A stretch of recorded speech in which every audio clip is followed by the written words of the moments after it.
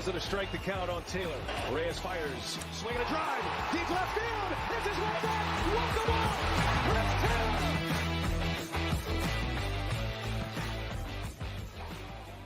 What's up, everyone? Welcome into DodgerHeads Live, presented by DodgerBlue.com, part of the Blue Wire Podcast Network. My name is Jeff Spiegel, joined this morning by Matthew Moreno, Daniel Starkand, maybe Scott Gearman here in a little bit to talk about the Dodgers, the undefeated in 2024 Dodgers coming out of the first game of the Seoul Series with a 5-2 victory over the Padres. Matt, I'll start with you. We all were awake. Text message confirmation from the entire group that at 3 a.m. we were all there, alive, awake, alert. And the Dodgers, dicey at first, but they come through. Yeah, the Dodgers may not have been quite as awake or alert in the early going of the game. I almost said last night just because my sense of time and what day they played and where we're at right now is completely thrown off. But yeah, they eventually I think we're going to see those instances throughout the season where even if the lineup maybe is a little slow to get going, eventually having to face, Mookie Betts, Freddie Freeman, Shohei Ohtani, Will Smith, Max Muncy, Teoscar Hernandez, on and on and on, like 4 or 5 times a game is going to end up wearing on a pitching staff. Yeah, absolutely. And we appreciate everybody, by the way, joining us live on YouTube, on Facebook, on Twitter. It's going to be a fun one. Lots to talk about today. We're going to break down the flow of the game, Tyler Glasnow, all of that. But Daniel, we're going to get into a minute how many opportunities the Dodgers had before they finally broke through. But part of me is like they had a lot of opportunities. This feels like what the Dodgers are going to do, even on days when they're 0 for their first 14 with runners on base. You have to acknowledge they had 14 at-bats with runners on base in the first 7 innings. Yeah, sure. And Matt kind of just mentioned it. Like, you may be able to hold them down for 5, 6, 7 innings, but eventually those guys are going to break through, and that's what we saw. And look, I'm glad it happened. Like, we woke up at 3 a.m. to see, the Dodgers score some runs and get a win, and it took longer than expected, but they got there, and that's kind of what we're going to see from this team a lot. And it is baseball. Like, they're going to have those nights, like, over the course of a 162-game season where they just can't, seem to get that big hit, that get over that hump. But luckily today they eventually did, just because, like, obviously they're only playing 2 games over there. I don't want to call it like a hassle, but like it's a long travel and stuff. Like, you definitely don't want to come home 0-2. Ideally, you want to come home 2-0, and now they have the opportunity to do that, or at worst 1-1. So yeah, definitely a successful game 1. The Dodgers are undefeated in the Shohei Ohtani era, and he contributed, of course. Yeah, I see some people in the chat asking where Blake is. Blake, as a reminder, is in Korea, was at the game this morning / tonight for his time, traveling back to the hotel to get some of that content up. So if you haven't already, subscribe to the YouTube channel because he'll be there posting stuff tonight, more stuff to come tomorrow, and we're very fortunate to have somebody that's on the ground in Korea. So make sure you're subscribed here, and of course DodgerBlue.com, DodgerBlue1958 on social media, all of that kind of stuff. But let's break down kind of how this game played out, because it was a pretty interesting. You see 5-2 at the end, and that's a pretty comfortable, you feel good. 5 runs for the Dodgers offensively. All right, that's a good number. That's kind of, I always say, like, 5 runs or more for the offense. Otherwise, it's the offense's fault they lose. Pitching wise, Glasnow, who we'll get to, gives up 2 runs, but the bullpen shuts it down. But the story of this one was the beginning of the game. As I kind of hinted at earlier, through 7 innings, the Dodgers were 0 for 14 with runners on base. They were 0 for 7 with runners in scoring position. Despite putting the leadoff man on 5 times in 8 innings, they had not been able to break through. Max Muncy, kind of the guy in the middle of a couple of those moments. He had twice an opportunity with 2 outs and runners in scoring position. He struck out with the bases loaded to end 1 inning, and struck out with runners at first and third to end another. But the 8th inning is when things change. Teoscar Hernandez breaks the drought with a single and with a runner on first to put runners on first and second with nobody out. Then you had James Outman draw a walk to load the bases with no out, which brought up Kike Hernandez. Hernandez ends up getting a sac fly, but Matt, I'm going to be honest, he swung at the first pitch that was like a foot below the zone right after the guy had not thrown a strike to James Outman anywhere near. I almost lost my mind on Kike, but he gets the sacrifice fly. Did you, at that point, they tie the game up? At that point, like, do you have a sigh of relief a little bit there when it's like, okay, finally, They get this run back. It's 2-2. All of a sudden, it's a new ball game. Yes and no. I did, because it obviously tied the game, and so they weren't, they were trailing and they were on the verge of being down to their final 3 outs type thing. But then no, because I thought the way this game has gone, it's going to go into extra innings, and like, what are we going to do about one? We've been up, overnight type thing, and then what are we going to do about our post game show? It's going to end up getting pushed back. It's just going to end up being a longer morning, and so like my mind was kind of like juggling both things. Yeah. No, I hear you. And by the way, Gavin Lux is due up next. And we know this is a guy, Daniel, who's been kind of a lightning rod all offseason. And regardless of whether you believe in his bat or not, he's been at the center of the conversation because of his defensive struggles. He comes up in a big moment. I tweeted out, I said, hey, all the haters about to be silenced. He's going to break this one open. In a sense, I was correct there, Daniel, because he hits a ground ball, I'll say reasonably hard. Cronenworth, a guy who I've sort of poked fun at numerous times, reaches down. I won't say it would have been a fully routine play, but it's a play that he should have made. And for a guy who desperately needed a break, Gavin Lux gets a break because the ball literally goes through Cronenworth's glove, not like metaphorically through his glove. He literally breaks his glove. The ball trickles into right field, and the Dodgers are up 3-2. For me, just for that guy, Gavin Lux, to catch a break in that spot in game number 1, I don't want to overstate how important it is, but I feel like that might be a big deal for a guy who desperately needs some confidence. Yeah. I mean, it's definitely, considering the issues we've talked about with him, how, they seem to be mental, like getting off to a good start on that first game of the season, it doesn't sound like it's a big deal, but it honestly could make all the difference in the world for like the season he's going to have. But yeah, usually when there's a long rain delay or something and they're playing late at night, we call that weird baseball. So in classic fashion, we got some weird baseball here in the middle of the night with the ball going straight through Cronenworth's glove. I don't know if he's using his old glove, like maybe his new one wasn't broken in enough or whatever. But for that to happen on the first day of the season was super weird, but it was nice, nice for Lux and nice for the Dodgers to finally capitalize there with some guys on base, even if they got a little help from the gods above or whatever. But yeah, that was definitely, it's good just, on a mental note, just to get off on the right foot, to come through in that spot. And look, it went through his glove, yes, but Lux still hit the ball hard. He had some good at bats today. And for that, for them to finally get over the hump in the 8th inning after, doing nothing with runners on base for 7 innings, that was definitely nice. Yeah, absolutely. And at that point, all of a sudden, you've got the sort of the top of the order coming up, and things, you feel a little bit better about where things are going to go, because you've got Mookie Betts, you've got Shohei Ohtani. And sure enough, as we hoped for, and then as we are going to come to expect, Mookie Betts RBI single, it's 4-2. Shohei Ohtani RBI single, it's 5-2. And if Ohtani had not made a base running blunder on Freddie Freeman's lineout, this thing might have continued to go. But he runs to second base, overruns the bag, realizes he needs to go back because the ball has been caught, doesn't touch second base on his way back through. And that was the end of the inning. But at that point, the Dodgers had gotten all of the run support they need. They hand the ball over to the bullpen, and all of the guys that came out of the bullpen after Tyler Glasnow end up getting the job done. Ryan Brazier, a perfect inning with the strikeout. Daniel Hudson, 1 hit, no runs and a strikeout. Joe Kelly, 1 hit, no runs. And then Evan Phillips, a perfect inning with 1 strikeout as well. So before we move on to Glasnow, team defense, which is a talking point, and all that kind of thing, Matt, as you back up now, I mean, I know we're only a couple hours removed and none of us are I would say, fully rested at this very moment, but they start out 0 for 14. Then they go 3 hits plus reach on an error in that 8th inning alone. So it doesn't necessarily look, I think they're still like 2 for 14 with runners in scoring position or something. That number's still not pretty. And yet I just keep coming back to the number of opportunities they kept giving themselves with runners on base, with runners in scoring position. Even if they don't hit 300 in those spots each game, if they just sort of spam the quantity of at-bats in those spots, I feel like this team is just going to be destined to come through eventually.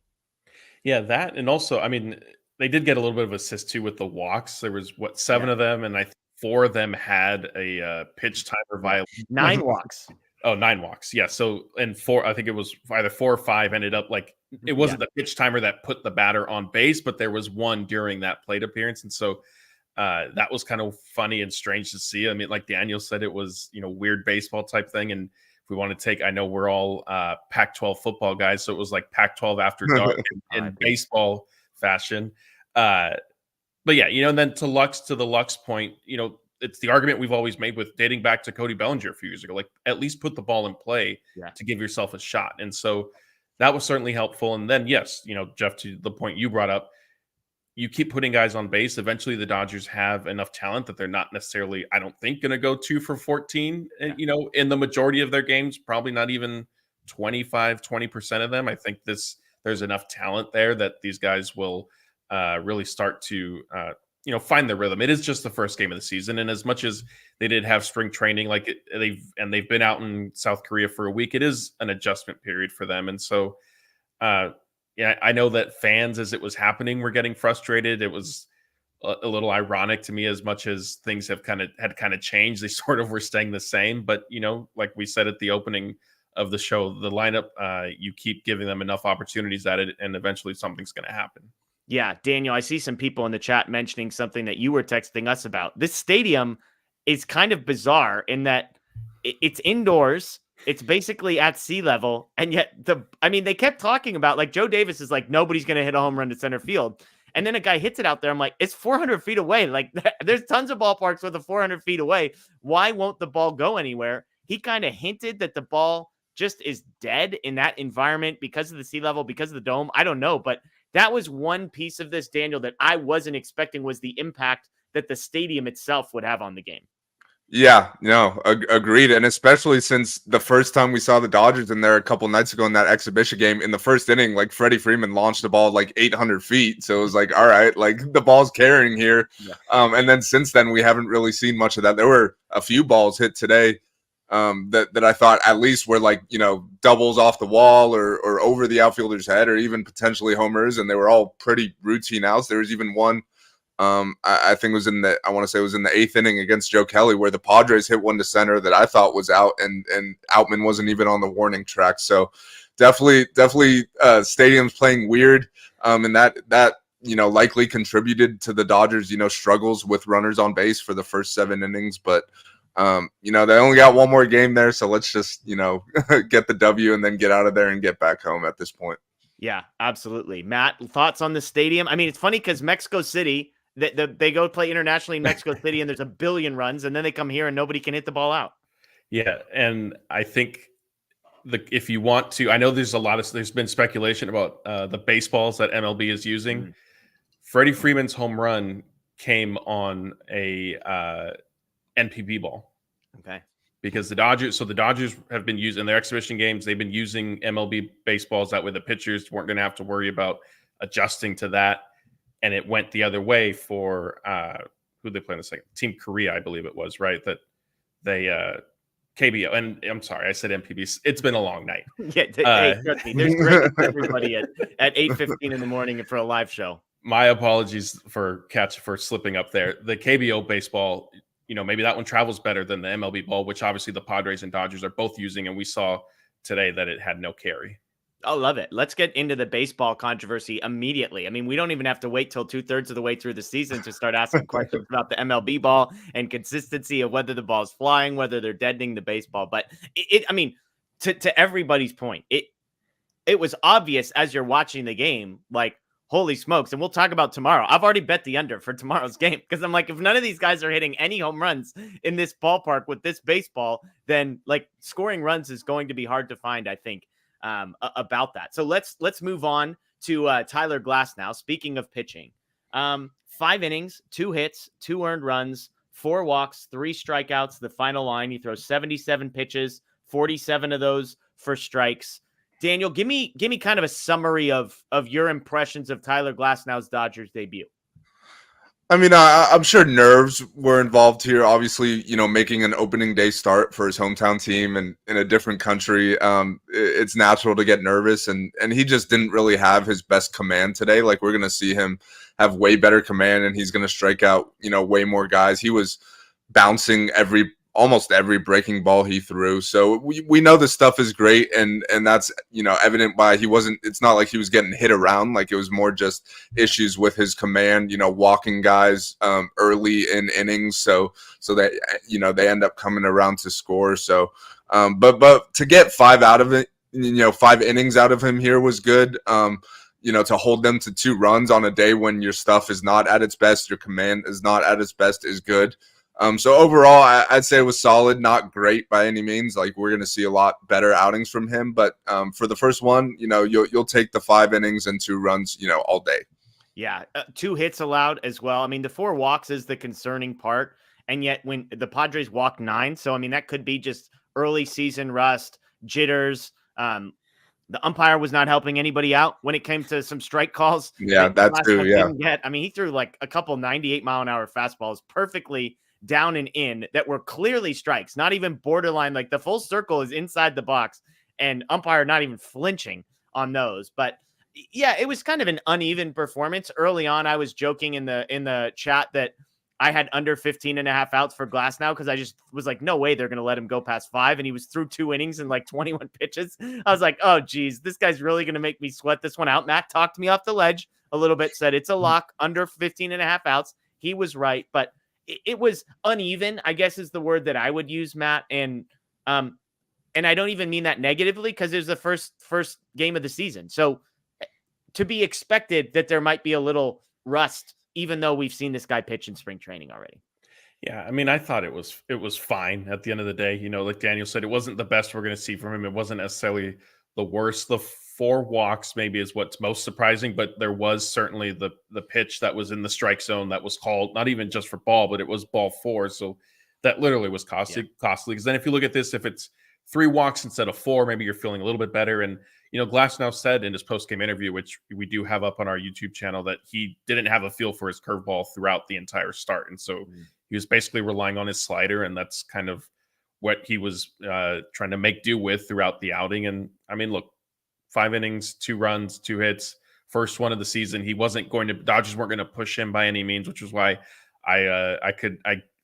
I'm not a betting person, but I told you, hey, that one is going to be a lock for you. You'll be okay. Yeah. So yeah, I mean, it was fine. You know, he got through it healthy, and so you just pick up and move on to the next one for him. He threw 10 curveballs. 0 of them were in the zone. What's his number today? Does have a good whiff rate, 13 whiffs on 37 swings. One interesting thing to me, Daniel, was watching his velocity. And I'm curious to see if this is my first time watching him in the regular season. Early on, the fastball was 98 and lively. I think the max velocity that he was clocked at was 98.3. By the end, it was hovering in the 94s. I'm not used to like a 4-mile-an-hour drop in fastball velocity as the game goes on. Of course, early in the season, something to keep an eye on. But I don't know. You're a pitcher, Daniel. Like, obviously, you expect the velocity to drop, but 4 miles an hour seems sort of extreme to me. Yeah, I mean, I haven't seen him pitch enough to really say if that's like a normal thing for him, or if that's just like it's his first start. Like, he's still getting built up. He hasn't thrown, you know, that many pitches and too many outings, you know, leading up to this. So I guess we'll have to monitor that, because you're right. That is like a pretty significant drop off. Like, you'd like them to be able to hold at least close to their max velo, like, throughout. But you know, it's his first outing. Like, he's kind of started laboring there in like the 3rd, 4th, 5th innings. You know, his command was off, so he might have been a little tired there. So we'll have to, you know, monitor that moving forward. But you know, I think as he makes more starts and gets more built up, you know, that'll probably go away. Yeah. We see Laura. Thank you for the super chat. Nice shirt, Daniel. He's got the Dodger head shirt on, the throwback, the original on there. So love that. Thank you, Laura, for the super chat. Good to have you in here. And thanks to everybody for being in here. Over 1,500 people in here at 8:36 in the morning. It's the first live show I've ever had my cold brew with me for. Usually it's, you know, a different type of beverage at 10 o'clock at night. But we did the live show last night that ended at about 10:15, set the alarm for 2:45, and here we are. I mean, one question we've got to get out of the way here. Is it lunchtime yet, Matt? Like, what time are you're the boss around here? Like, I ate breakfast 5 hours ago. So does that make it lunchtime at 8:30 in the morning? Yeah, it sort of feels like it. And if I wasn't so tired, I would probably want to have lunch if I was going to eat right now. But I think after we get off of this, I'm probably going to take a pretty good nap. And then at that point, it'll definitely put me into lunch hour safely at that point. But yeah, I mean, the body clocks are all out of whack right now. Well, tell the people what you had for breakfast, Matt. We got a picture of it in the group chat, and this is the breakfast of champions for opening day. Well, so I tried to plan ahead. I got a pizza last night I went to everybody's local favorite Domino's. Yeah, classic. Got some pizza. Ate. That was probably about 5:30, and then my plan was to take a little bit of a nap from maybe 9:15 to close to midnight, but there was just too much stuff that was coming out, and so I ended up not sleeping at all. Ate again a little bit around like 11:30 ish, maybe 11:45. And then 4 o'clock rolled around, and I was falling, like just getting tired. So okay, let me get up. But like, should I eat something? But then I'm looking at the time, and I can't figure out, like, is it dinner, or like, should I have like a bowl of cereal or a bagel? And I thought, you know what, I'll just do snacks. I'll go for some sunflower seeds and a little cherry Coke to maybe give me a jolt. And it did for like an inning, and then it kind of wore off after that. Well, hey, I love it. I love it. Sunflower seeds and cherry Coke is the way to go. One other stat here that I thought was interesting. We're going to talk about the top three. I'm going to include my guy, Will Smith, A, because I'm biased, and B, because he reached base a couple times. But the top four in the Dodgers order, reaching base 9 times tonight. This is the recipe for success. And Matt, I think you said it earlier. Like, if you allow these guys to all get to the plate 5 times, this is what's going to happen. They're going to reach base a bunch out of, if these guys get 20 at bats between the 4 of them, well, good luck with you. Cause that's, we're talking about guys whose on base percentages are going to be hovering in the high 300s, if not starting with a 4, which means 20 at bats. We're talking 7 to 8 times that these guys are getting on base in front of the other guys who are also very good. So the recipe for success for the Dodgers is very clearly right there. One other storyline that I want to touch on real quick was Dodgers defense. This has been a huge storyline for the last couple of weeks. Max Muncy, Gavin Lux, Mookie Betts. And I want to give a shout out to Chad Moriyama on Twitter. He does a great job of posting little video clips, and he compiled some stuff on Mookie Betts and Gavin Lux. And so, Daniel, I'll come to you first with Mookie Betts. This is a compilation of the balls that he got hit to him this morning. And I mean, give me your thoughts. He looked natural to me. Yeah, no, he made all the plays he was supposed to make. He even made some, like, I don't want to say like super tough plays, but he made some, not necessarily routine plays. So that's just what you want to see from him. Like, I watched the video that we posted that Jeff had with Mike Petriello, and it's like, he doesn't need to be a Gold Glover at short. Like, he just needs to make all these plays we're seeing him make right here. So that was good to see. Obviously, we're not expecting this to be the case every game. Like, errors are going to happen from probably everyone in the infield. But the thing is that a lot of those guys are there for their offense, and if they're scoring a ton of runs, like, you could live with the error every now and then. But it definitely was a good start, and I think the thing with Mookie is, like, I think as the season goes on, he's going to get better at shortstop just because he's going to be taking more reps. He's going to be seeing more balls there. Like, he only. Like, last year when he played there 12 games, he only got like 40 or 50 ground balls, like whatever it was. Like, he's going to get, hundreds and hundreds of those if he's there this season. So I would expect his defense to continue to improve. And then Lux as well. Like, he made all his plays. So that was good to see, obviously, for the first game, just to get off on the right foot.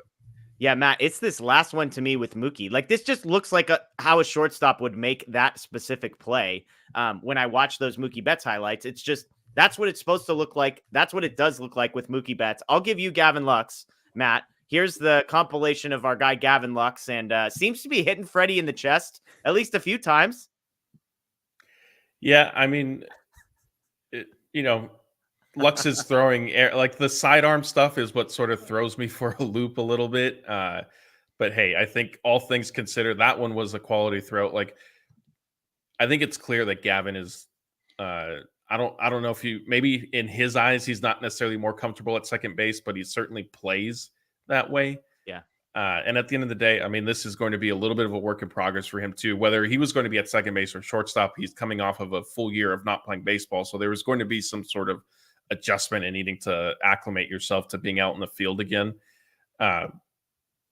was fine. I mean, I know on the one double play that he had with Mookie, like the ball was sort of to Freddie's his right kind of down and away, but it was still better than what we saw in spring training. And so I think that's kind of what's important. You know, Lux, obviously a lot has been said about his throwing. He's said that there's not a throwing issue and that he just needs more time.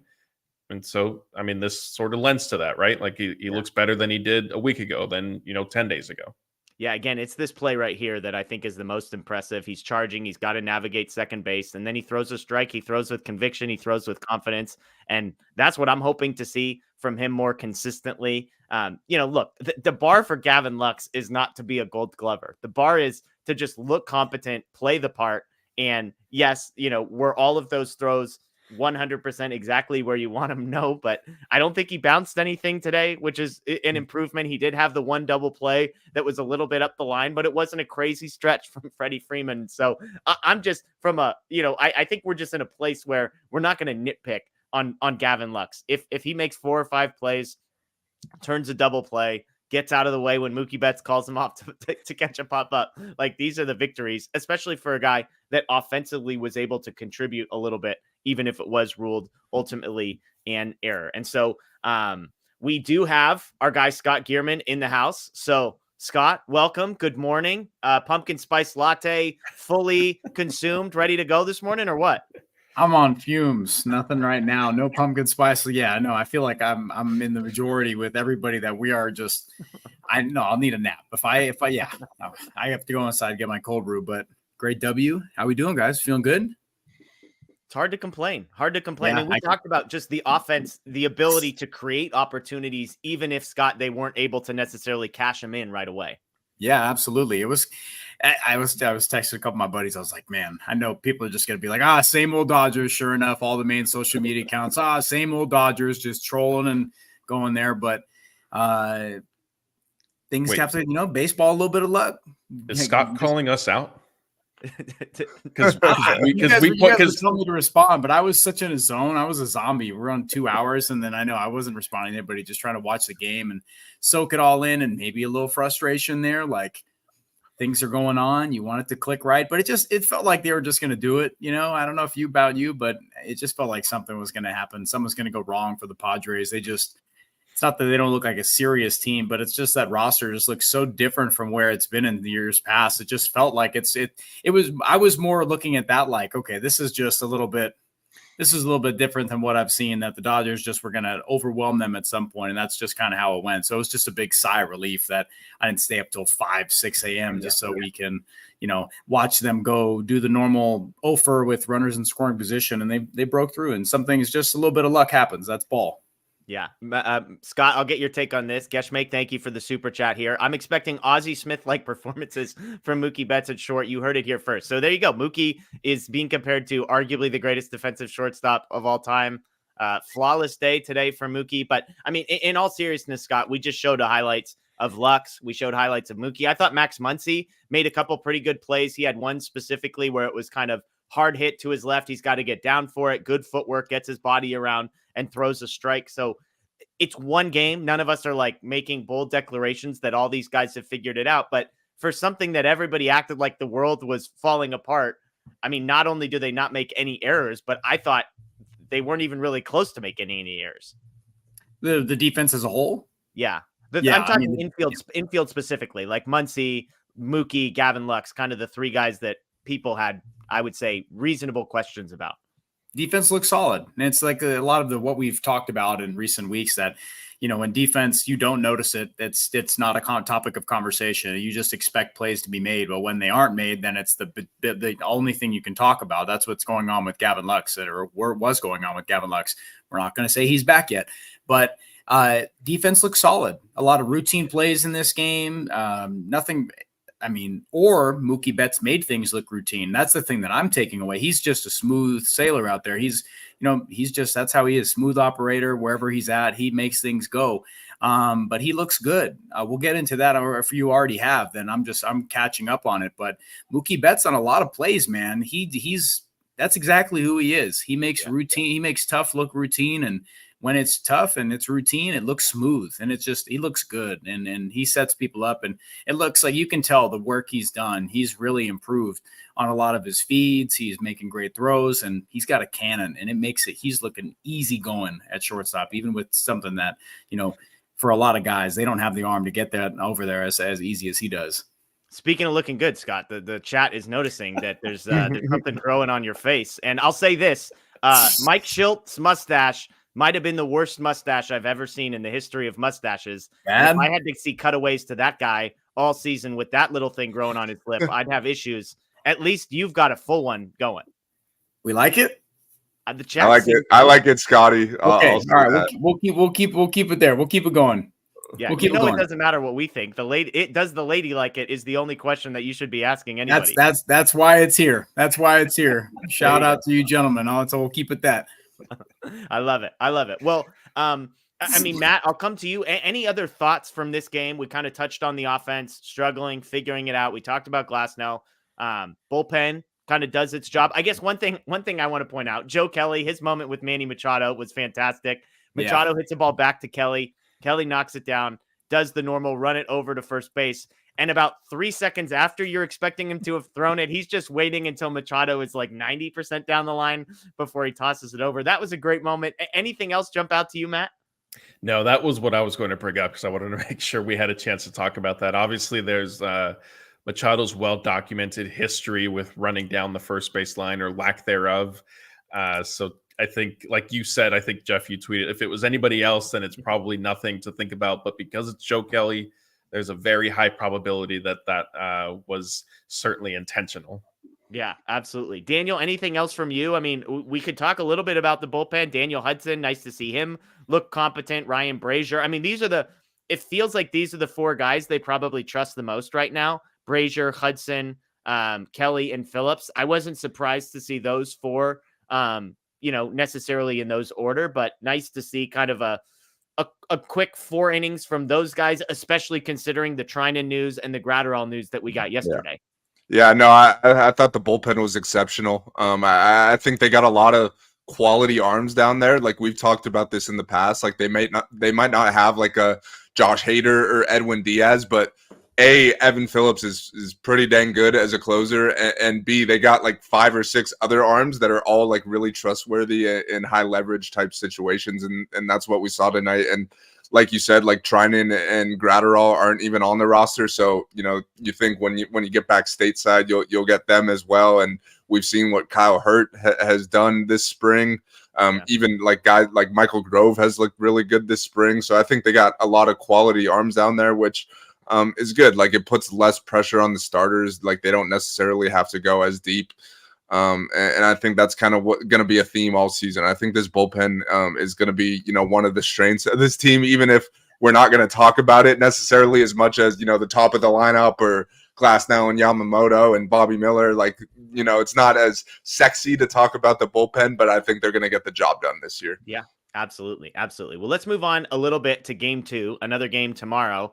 And if you're feeling frisky and want to get up at 2:45 again to see another baseball game, Yoshinobu Yamamoto making his debut for the Dodgers against Joe Musgrove for the Padres. Looking at some numbers, Scott, from last year, Musgrove 2 starts against the Dodgers way back in May. He pitched against the Dodgers May 7th and May 13th, and then never pitched against them again for the rest of the year. 10 2/3, 5 runs allowed, 4 earned. 10 hits, 10 strikeouts, 7 walks.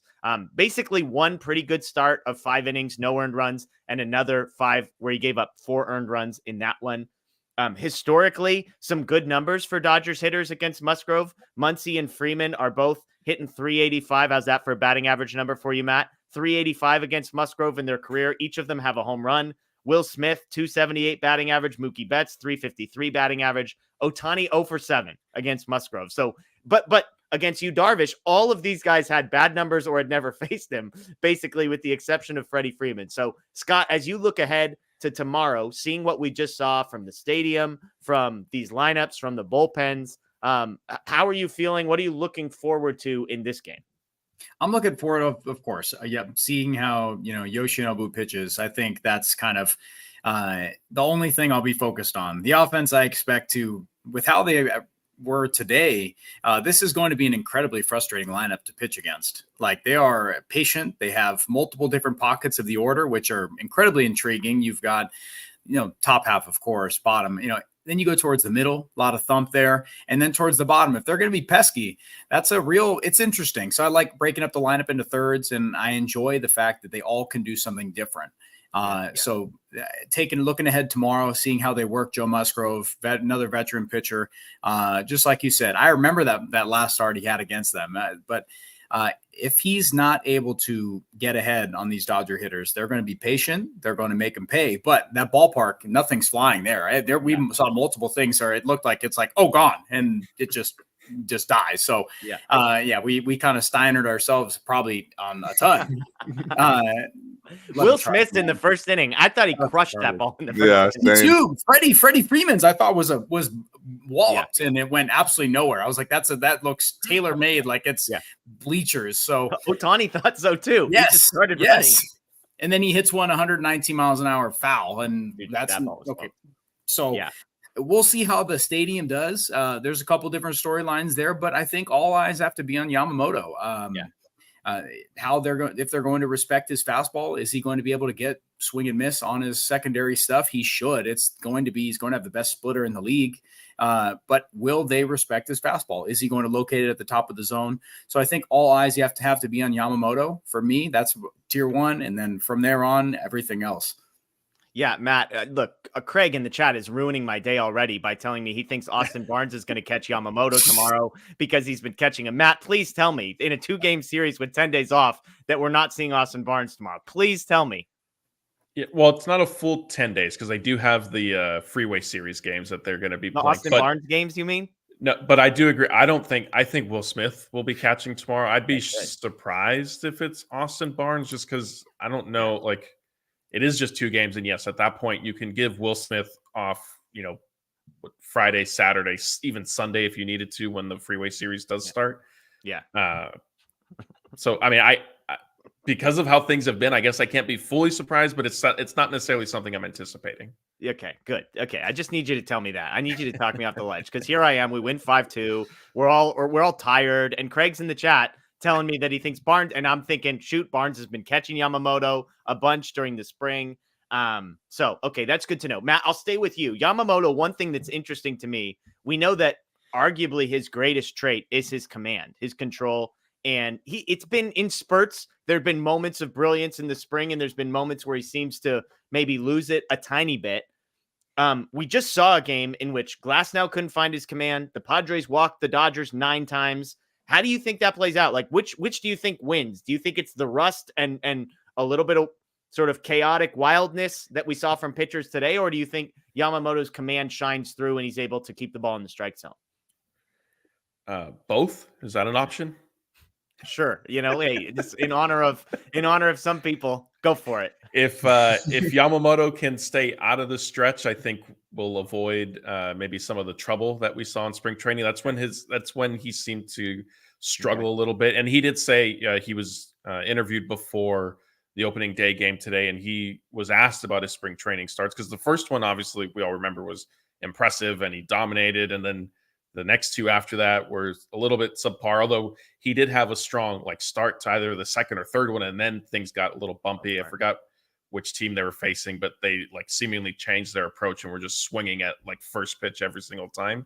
Yeah. So Yamamoto was asked about his struggles in the spring, and if he's worried about it, he said not too much.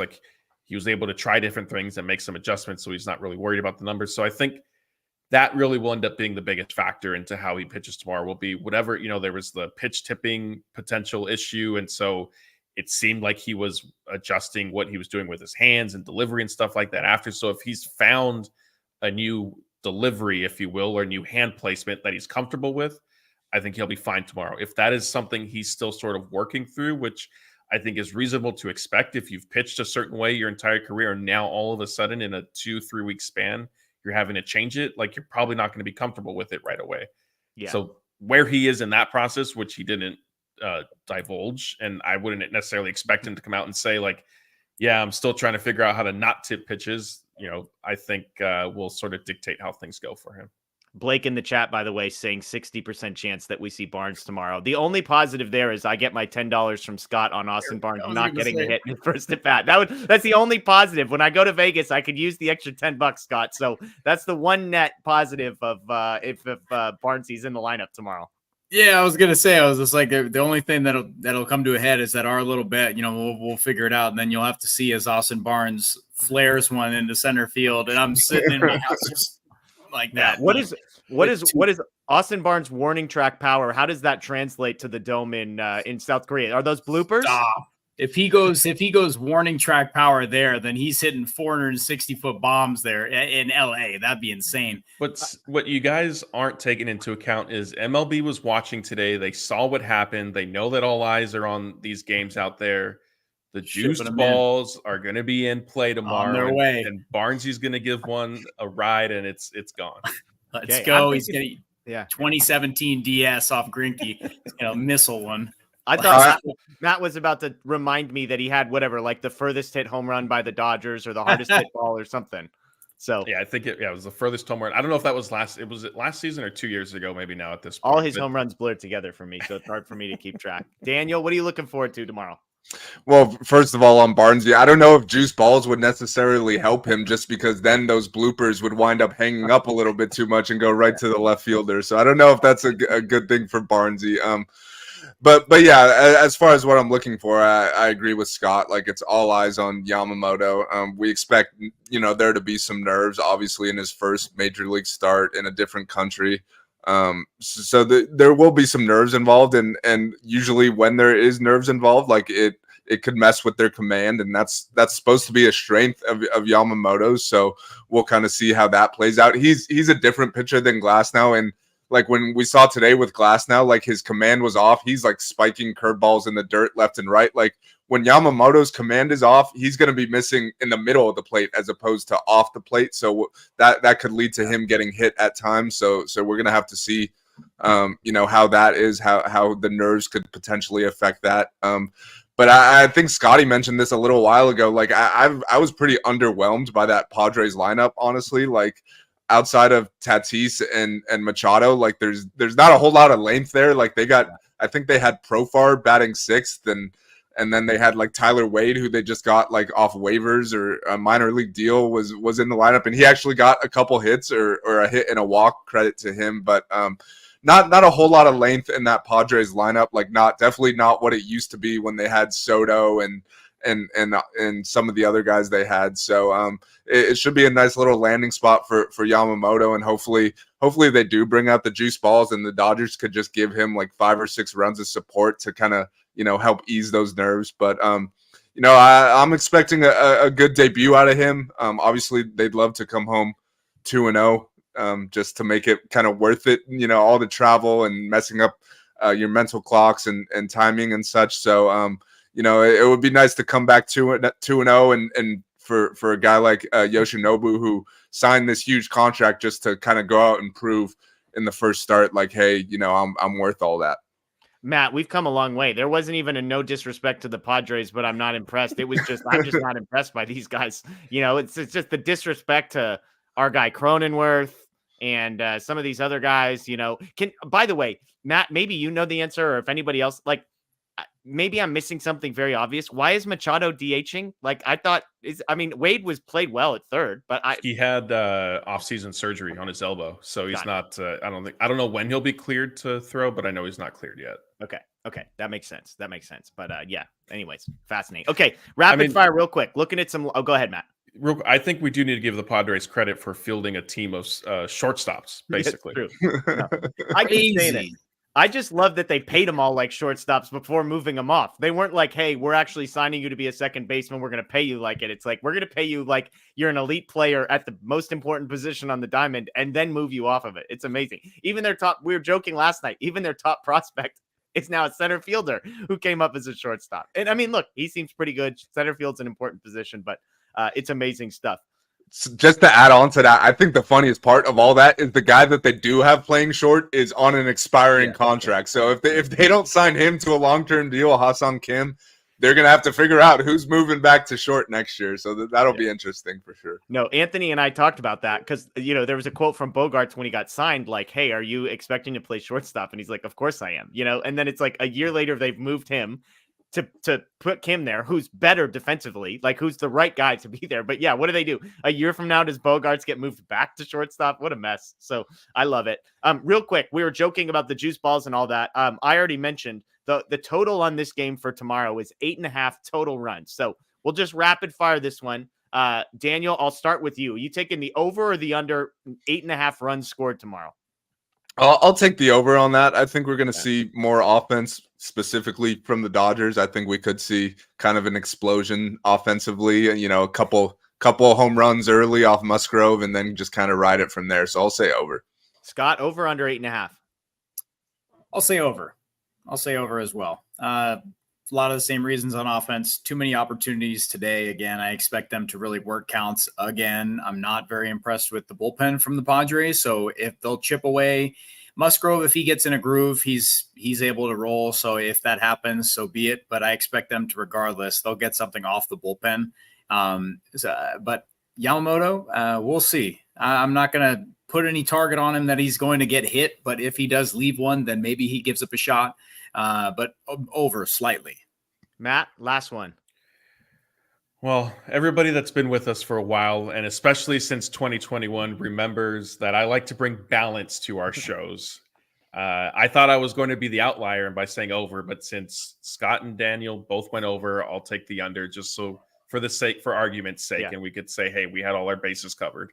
Well, like I said, I already placed a bet on the under as soon as I saw that ball not going anywhere. So I was looking for some pitching lines. I'm hoping we get an over-under on Yamamoto innings pitched. So far, Yamamoto props are not up. Musgrove is up. Over 1.5 walks. That's minus 140, so a lot of juice. But after what I saw today and seeing his numbers last year, that feels like a bet that I like. Over 1.5 walks for him. 2.5 is the over-under for runs allowed by Musgrove. 4.5 for hits allowed. 5.5 for strikeouts. Under 5.5 strikeouts, though, minus 155. The other number I looked up, Padres under 3.5 runs scored, minus 115. So, Daniel, it sounds like maybe that's, if you were going to take an under, maybe you would go Padres under, Dodgers over. Yeah, I like that. You didn't ask for a final score projection, but I had 8-3 Dodgers in my head when we were kind of doing that last segment. So that would mean if their line is 3.5, I'm taking the under there. Well, Anthony and I last night, he predicted 6-2 and I said 5-3, final score 5-2. So we split the difference. Solid. But look, if you're within 3, I feel like that's a victory for me. So, Matt, any last thoughts on tomorrow before you can start throwing questions in the chat, folks? If you've got them, we'll take some of those. But Matt, as you look ahead, Yamamoto, are you expecting the same lineup from the Dodgers? We joked about Barnes, but another righty on the mound. So I imagine the lineup goes unchanged. Yeah, I assume so. I mean, I think the Dodgers, as much as they take a lot of heat, and Dave Roberts specifically for changing the lineup and this and that, I think they do value some consistency and, especially it is the platoons that they are going to plan to rely on are pretty clear and obvious. So if it's another right-hander, then just send the same lineup back out. All right, Scott. First question just has Scott written all over it. Mark wants to know, way too early in the season, but who's hitting cleanup by the time of the All-Star game? Teoscar, Will, Max. And the reason is because it's not too early. Scott, I don't even know if the game had started and he was putting Teoscar Hernandez in the cleanup spot. So are you sticking? Is Teoscar the guy that you think ends up in the cleanup spot? I will start this off by saying that this is not a knock on Will Smith. No disrespect to Will. Come on. Zero. None. No like disrespect. Absolutely none. I just think that with all the pieces that they have, Teoscar Hernandez is an elite hitter. Will Smith, it's not that he's not an elite hitter. He's a top 3 catcher. Let's just toss it out there. I just think that for who they have in the lineup, I think Teoscar Hernandez is incredibly well suited to be a cleanup bat. Batting right behind Freddie Freeman. I think he can do damage, and Will Smith is a more complete hitter, which that he'll put the ball in play way more. You saw in his last at bat. I'm pretty sure it was his last at bat. He took a rocket opposite way, but Teoscar is just going to, you make a mistake, he'll do damage. He'll put it, extra bases all the time. I just think he's more of a complete power guy. And that's what I think he's here for. And that signing for me was just, it's hilarious that a guy of his caliber is an under the radar signing, but it's just that you take a guy just like him, plop him into the lineup, and it's just all the talk is everything but him. But 37, he's an incredible bat. I think by the All-Star break, I don't think Dave will do it. I don't think that's something they'll shuffle around just for comfortability, but I would like them to try Teoscar there. If on days that Austin Barnes does start, I'd love to see him in the cleanup thing. So we'll see if I can win you over there, Jeff, see if he performs in that sense. But I think it would be incredible. And that's probably where we'll get that lineup, Mark. Matt, I need that clip because Scott just said something that if taken out of context, he said in games when Austin Barnes is in there, I want to see him in the cleanup spot. And so if we could just make a mental note and clip that one, that would be great. Just real quick, Scott, to bounce this off you, I wonder if the reason they've got Smith there, and you mentioned this, is because of the bat to ball skills. Teoscar's striking out 31% of the time. And my guess is with those three guys in front of him, that having somebody who's going to put the ball in play, if you're kind of expecting that one, maybe two, maybe all three of those guys are already on base, that you don't necessarily want as much swing and miss in that spot. That would be my only thing. And I laughed because people tagged me in your tweet saying that, Teoscar should be cleanup. And I knew that it wasn't, you're picking between great options here. Really, I would add Muncy to the mix, and that'll probably piss a bunch of people off. But I think Smith at 4, Muncy at 5. I think the reason I like those guys is just because of the kind of the ability to get on base, and in Smith's case, a lot less swing and miss. Sure. And like the last point to it, I know we're taking up a lot of time on this, but it's a topic. But I think that having Freddie Freeman, because he is so selective and he's willing to take a walk, I think that having Teoscar right behind him, you need someone to have to, go out and attack. And you see Teoscar today, he came up there ready to swing. And I think that right behind Freddie Freeman would be the perfect spot for him. That guys are out there. Sometimes it's not, you can't afford to be so patient. It's okay to, but sometimes you need someone that's going to put a ball in play, get a sacrifice out there, put the ball in the air. I just want to see Teoscar have more of an opportunity, but I don't think it'll happen on a regular basis. Let's see if I can say this without getting clipped. When Austin Barnes is starting catcher, Teoscar Hernandez should be the cleanup hitter. Okay. Well, this is the beauty of clips. It doesn't matter if you say it right the second time. I know. The first time it's forever ingrained. I mean, real quick, Matt and Daniel, I'll come to you. Like, do you like Smith in that 4 spot, or would you rather go to Max Muncy or Teoscar Hernandez?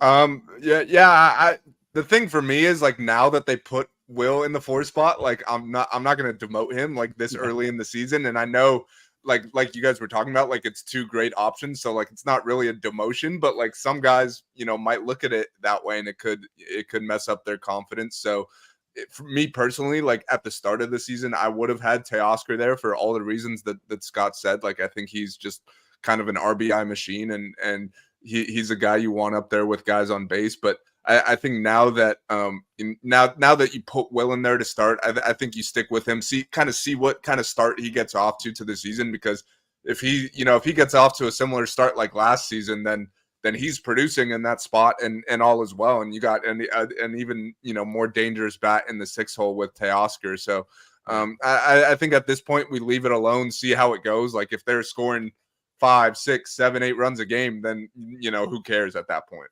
Matt, do you think it's possible that they switch it up depending on pitching? I know Teoscar has much better numbers. I mean, both of these guys hit both sides.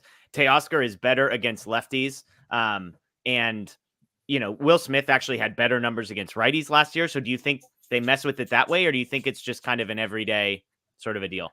I think it's possible, maybe on occasion, if they want to see what it looks like with Teoscar in the cleanup spot, that they'll look for a favorable pitching matchup to do that. But if not, I think, if Will Smith is somewhat inconsistent and Teoscar is hitting well, I think they'll give it, maybe half the year, and then during the second half, maybe make that change. Yeah. All right. This one's for you, Matt. Vinicius wants to know, has Shohei earned his $2 million salary already? I mean, I guess so, but they're going to have to talk to him about that base running mistake. You can't have that from a new guy trying to establish himself on a new team. Yeah, it was net positive value prior to that. We may have dipped just below the 2 million threshold. I think he's doing okay. Do you guys see these numbers about endorsements? Like, the second most sponsorship money any major league player is getting is reportedly like 7 million. And I think Shohei was like, wasn't he 60 million, Matt? Yeah, 60. I mean, so look, we all know he's doing okay, but that's amazing. Real quick, by the way, on Shohei, I'm normally not like the biggest, hey, cut to the family shots. His wife is amazing. She seems like the most normal human being in the history of the world. Like, I just imagine, like, if my wife had to watch me do something incredibly stressful on national television, I think that's what she would look like. And I guess I shouldn't be surprised, but the fact that, like, Shohei Ohtani, who's one of the most famous human beings in the world, that his wife is like stressing out over every time that he gets up and just like high-fiving the parents next to her. I don't know. Like, Scott, I love those moments. I'm not saying I want them for 162 straight games, but you know, for the first couple of weeks of the season, I think I can handle it. Yeah, she's cool. She's out there in Dodgers gear. She's hanging. She's a fan, man. You know, that's how I couldn't think of a better position to be in besides that. Like, Shohei Ohtani's up there. He's just a dude playing ball, man. It's fun stuff. So he's on an incredibly talented team. She's living and dying just like we are on every single pitch, and we'll see what happens in the playoffs. If she's still sitting there with a smile on her face, or she's in her stress chair just like I am every single year. So, Scott, let me rank Mrs. Ohtani and Taylor Swift cutaways. What do you mean to do, man? My hands are tied. I've got an 8-year-old that's got vested interest in Taylor Swift. She's got stock right down the stretch. I was like, Nora, playoffs are starting. She doesn't know anything about football. She goes, I'm a Chiefs fan. Why? She goes, Taylor Swift. Duh. That's it. You got it. Okay. Go get him, kid. I like it. Sandy wants to know the latest with Dustin May, and is Walker a starter when he comes back? Matt, I mean, there's not really been an update on Dustin May. There's hope that he will be back at some point this season. So let's talk the Dustin May piece first, and then we can there was a minor Walker Buehler self-professed update that he gave that we'll talk about in a second. Yeah, with Dustin, I mean, the plan is hopefully still some point in the second half. I'm not 100% sure yet if he started. I think he might have started the throwing program, but I don't know if he's advanced to like facing hitters yet or anything. And that would be pretty aggressive if he was at this point. But yeah, I mean, I am still a little skeptical as to whether or not Dustin May makes it back this season, just because I think the Dodgers are probably going to err on the side of caution. And we've seen, best way to put this, some injury updates and projections kind of be off, if you will. So I'm suspecting that may end up happening with Dustin May.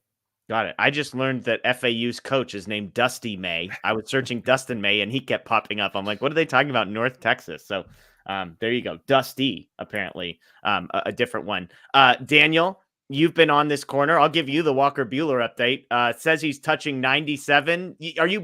Can we take his word for it, do you think? Or, you know, maybe it's this 95.5 and we're rounding up a little bit. Well, I will say earlier in the spring in February, he was the one who said he was throwing 92 as well. And so if you were concerned about that, then you have to get excited about him saying he threw 97. But that's just kind of the natural progression. Like, as he gets built up, like, he's not going to be throwing his max velocity when he's, you know, he hasn't pitched all off season. So he's, you know, going through the process right now. We're still probably not going to see him on a big league mound until the beginning of May at the earliest. So he's just facing live hitters, starting to build up. And then eventually, once the season starts, he'll go out on a minor league rehab assignment. But it's definitely encouraging to see. Like, I'm personally not the biggest velo guy. Like, that's not the first thing I look for when I see a pitcher. But for a guy that's coming back from a significant surgery, obviously his second Tommy John, you want to see if he could at least get that velo back to where it was pre-surgery, and it seems that's what he's kind of on track to do. So until we see that he's suffered any sort of setback or whatever the case may be, I still think he's on track, and I'm excited to see, you know, when he is able to contribute to the big league club. Okay, we got another good rapid fire one here. Scott, I'll start with you. Who hits the first Dodger dong of the season? And is it tomorrow? Oh, man. You got me thinking. You got me questioning everything. Replaying this game as my eyes start to close here. Nothing was flying, and I just can't get over this. It's making me mad now that I'm like playing it back in my mind. Like Mookie Betts. I'm still saying Mookie Betts gets the first Dodgers homer of the year. Like, he's so locked in. Tomorrow, or do we have to wait? No home run tomorrow. I'm only gonna do it if anybody co-signs it. Anybody? Matt, Daniel, you guys co-sign someone hits one tomorrow? Matt. Mookie was going to be my pick. I think I could be talked into doing it tomorrow. Okay. All right. Then I'm in tomorrow. All right. We live and die. I just needed one. I just needed somebody to go in.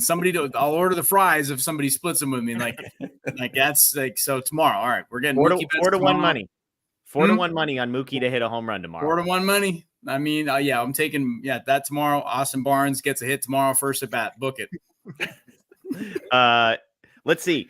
Wow, this is kind of Ohtani's plus 275. Max Muncy, the next best odds, plus 340 to hit a home run tomorrow. And then you've got some Padres. Tatis is plus 300, and I believe it was Machado's plus 350 as well. Freddie plus 450. Right. So I know you guys like Machado. I love watching Machado hit. Like, he did not look comfortable at all. Like, the elbow is absolutely bothering him, or it's like has him off. Like, he looks completely off kilter. Yeah. You love to see it, as they say. You love to see it. I know. Daniel, do the Dodgers hit a home run tomorrow, and who gets the first one of the season? So I will say Mookie's a pretty good guess just because he hits first, and we know he hits a lot of leadoff home runs. So he very well might just take that opportunity away from everyone else and just go up there to lead off the game and send one out. But I'll say Ohtani. Like, I think wow, taking the real heavy favorite here, Daniel. Yeah, really I mean, he's the favorite, and we know he's a showman. Like, he's gonna want to leave these Korean fans with a lasting impression of him just hitting 450, maybe off the scoreboard like Freddie did the other night. He likes to put on a show for the people. So I think, no pun intended there, it's going to be showtime tomorrow. I mean, you know what I'm going to say. Plus 550, Will Smith, rocket launcher in the first inning. He gets another hard hit ball later in the game. He's dialed. He's hitting almost 300 against Musgrove in his career. Give me Will Smith tomorrow. Let's go second at bat. There we go. TQT. Daniel, I'll come to you. How concerned should we be with the bruised arm and specifically the Sheehan injuries? Minor, or should I start planning a funeral? I don't think we need to do the funeral, but I will say Gratterall, originally a hip injury. Tell me if you've heard this before. Originally a hip injury that somehow it moved up to his shoulder. They're saying the hip injury caused a shoulder injury. And then you've got Emmett Sheehan. I believe it's forearm inflammation, which, those two words next to each other for a young pitcher is not what you want to hear. Both guys on the injured list to start. Blake Trinan, also bruised lung, will be on the injured list to start. How concerned are you, Daniel, about these three guys in particular? I don't think it's time to be concerned just yet. Like, I think just with the scheduling and everything being thrown off and, a shorter spring training and then 2 opening days, like, they could change their roster after Korea. Like, I just think it's more just erring on the side of caution here. Like, you got a long season. They got a ton of pitching depth, and they were able to just put guys like Kyle. Like, when Kyle Hurt is the guy who's replacing a Brusdar Graterol on the roster, like, you're not nearly as concerned just because we know he's capable of getting outs as well. So not concerned just yet. Like, I think even with a guy like Sheehan, like, he's not a guy that was going to go out and throw 200 innings this season anyways. So if he's dealing with a little issue now and you could push him back a month or whatever, and that'll help, naturally limit his innings, that's a good thing. Like, we've seen how good Gavin Stone has looked this spring. So it's not like, oh, we really need a 5th starter. Like, I think we're all perfectly fine with Gavin getting that job. So I think right now is not the time to be concerned. Like you said, though, we never really know with these injuries. Like, one day it's one thing, the next day it's another. One day it's a week-long thing. Then all of a sudden he's on the 60-day IL. So who really knows? It's if we got Laker fans in the chat, it's really similar with them as well. So who knows? But I still think we're early enough. We're sitting here on March 20th. Like, I don't think there's any reason to be concerned at the moment. Matt, Sheehan's goes from shoulder to forearm. Those are the two parts of the body I never want to hear with the pitcher. I mean, should we be concerned about that one? The Sheehan one does concern me. And if you want to take it a step further, when Dave Roberts first was talking about it, he just called it sort of general body soreness that Sheehan had. And then I think it was like a handful of days later, then it was like, oh, it is the shoulder. And then the official designation that the Dodgers gave him was the forearm inflammation that you alluded to. I think Fabian did tweet today something to the effect of Sheehan's injury not necessarily being new, which that is the case, then okay, but then it was being like misreported in that sense, or conveyed or divulged or described not inaccurately, because it was, to my understanding, over the past couple of weeks, his shoulder. And so whether it's a shoulder or forearm, the forearm concerns me a little bit more than the shoulder. But, just kind of have to hope for the best. Yeah, absolutely. Well, we'll see. I mean, the one thing I'll say about the Sheehan piece is if the Dodgers, I mean, I think they could potentially be trying to limit his innings. I'm not saying this injury isn't a real one, but I think it's possible that they're finding a reason to put him on the injured list so that he isn't, so that he's not pitching, basically, and finding an excuse for that. It could be a real injury. It could not. I think there's more sort of flexibility, room for interpretation there with Sheehan, I guess is what we want to know. Vinicius wants to know, and Blake, if you're in the chat, you can answer this. Did Blake dance along with the cheer squad? I don't know if dancing's allowed in the press box, but maybe in Korea, Matt, do you think they would make an exception for a guy like Blake? I think they might. They might maybe say, hey, yes, you can go ahead and go down to the top of the dugout or down the line wherever they were doing this and join in on the fun. Okay. Yeah. Scott, Scott, you have any extra thoughts you want to add? I see. Just thinking. You want to see Blake doing one of these, Scott? His little grin, just so good. All right. Hey, okay. A couple here we go. Carlos, is JP Fireeisen healthy? He's on the roster, so presumably that means he's healthy. Whether or not he's going to be good still remains to be seen, but he's got some believers in this 4-box that you're looking at. There's some people that believe in JP Fireeisen, probably more than most people in the world believe in JP Fireeisen, but Scotty, we're still holding out hope, right? 100%. Yeah, yeah, absolutely. I think that JP's been out there. He's done probably everything the Dodgers have asked him to do. They're giving him every tool to succeed. We haven't heard anything about him not being healthy. More of it's just results and repeatability. And if if his injuries, are all in the past, and by all accounts, he's there. I know he joked about, my favorite clip from him is that he was asked about, how did it feel to give up a home run to Shohei Ohtani? And he's just like, well, giving up a home run's never good. But so it's good that I'm happy he's here. Health wise, we'll see. I want him to get into a game. I was not surprised that he didn't get in tonight. So I hope that Daniel's prediction comes to fruition so we can see him on the mound in a low leverage spot. Let him get out there. It's been a long time since he's pitched in a regular season game. So I think something like that would be a perfect opportunity for him. So Daniel, I'm with you, man. Let's take the over. Let's ride. Blake clarifies, by the way, he says, I would have, which is a confusing thing to me because there was nothing preventing you from doing it. The good news, Blake, is there's an opportunity tomorrow. I believe there's another baseball game being played. I believe you will be there. There will be cheer squads involved. So maybe get us a point of view video of you doing some dancing.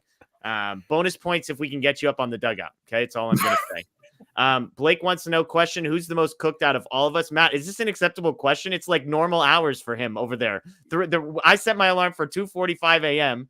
This guy's, a night game in Korea. He's been there for a few days. Yeah, I don't know. I'm surprised. I don't think he gets to qualify in this conversation. I agree. Blake doesn't qualify. He's been out in Korea enough for enough days now that his clock should be adjusted. And I'm going to take this one. I think I am. I've been up since 11 straight yesterday. So I'm definitely on fumes right now. Yeah, I think Scotty's in second position because at least I've got a cold brew in front of me, and Daniel's holding it together. I guess Daniel's at last in this because he actually took a nap. He's the only one who has slept since this game. I was going to go try and sleep, and we've got, it's the weird one where like the game ends and then I'm like getting my kids ready for school. It's a very bizarre dynamic, but I needed to be on, so I missed my nap window. So we're waiting for later there. And one last question here. Ice Queen, who leads the Dodgers in stolen bases? That stolen base from Ohtani was insane. Like by the time the catcher was throwing it, he could have stood up and been fine. So based off of a massive sample size, I'm going with Ohtani in a runaway leading the Dodgers in stolen bases. Matt? I think it's close, and I think Freeman ends up with it because I think the Dodgers might rein in Ohtani a little bit and say, hey, like we need to pick some spots here. Okay. Daniel?